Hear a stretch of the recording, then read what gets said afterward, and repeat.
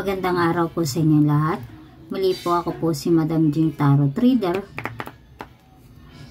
na magbibigay po sa inyo ng mga barahan nyo ngayon for 2025. Ngayong araw po ang baraha po ni January. Unang buwan po ng para sa 2025. Doon po sa mga gusto pong pagpa-private reading, message nyo lang po ako sa aking account na Jing Tarot Reader, and then dun sa baba sa aking channel na may number po dyan, pwede nyo po akong kontakin.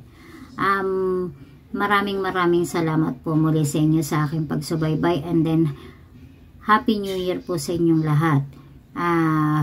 Ngayon po para po sa 2025 ninyo, ang inyong baraha po ay para kay January. Ang barahang ito ay buwan ng January po.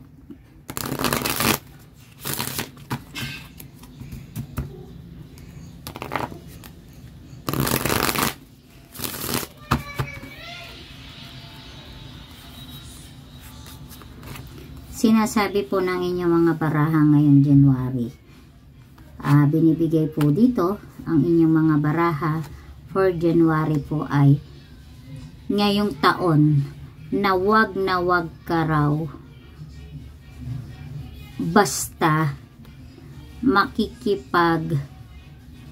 makikipagkita or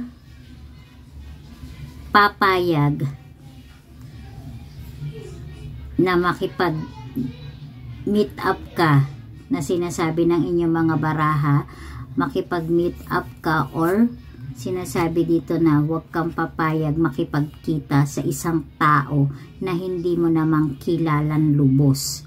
Yan po ang binibigay ng inyong mga baraha. Sinasabi dito, lalong-lalo na kung nakilala mo lang daw naman siya sa Facebook or naka-chat mo galing Facebook, sinasabi dito ng mga baraha mo,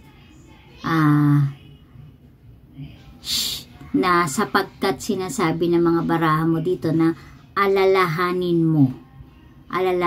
mo na marami nang napapahamak dahil sa kagustuhan niyong makilala at makita ang isang tao o lalaki na hindi mo siya lubos kilala.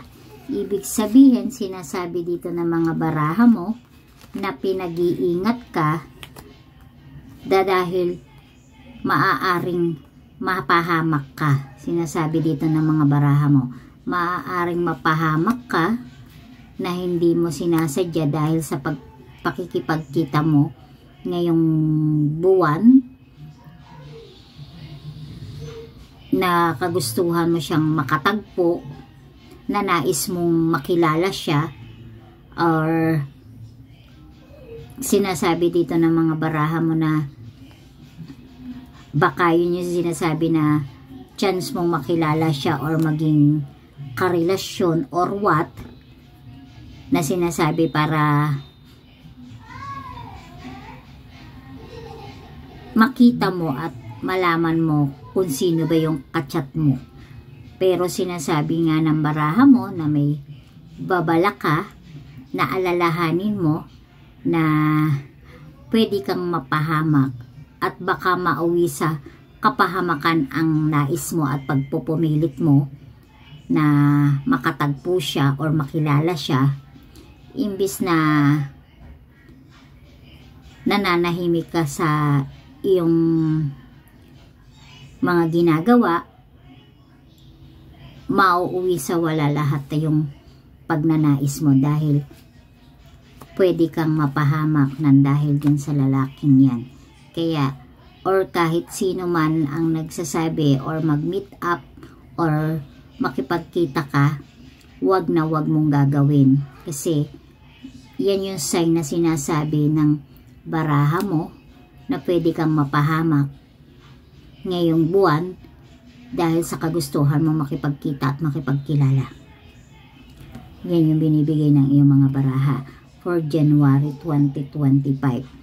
Iwasang makipagkilala or kung may makikipag-meet up sa'yo, nasasabihin lalo na galing sa Facebook, wag na wag mong gagawin sapagkat yan ay magiging kapahamakan at magiging dahilan ng iyong hindi magandang karanasan.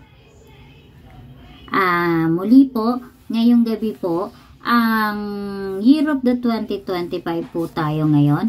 Ang mga lucky for the year zodiac sign po ng 2025 na sinasabi po ay sila po yung mga zodiac sign ng Aries.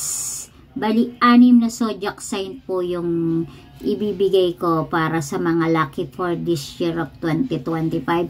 Aries, Leo, Pisces, Cancer, Libra, Sagittarius. And then yan po yung mga lucky for this year na may mga pinagdaanan for the last of 2025. Maraming salamat po sa inyo. Muli po, magandang gabi. Paki-subscribe naman po ako. Paki-abangan po lahat ng mga baraha ngayong month na mga ibibigay ko.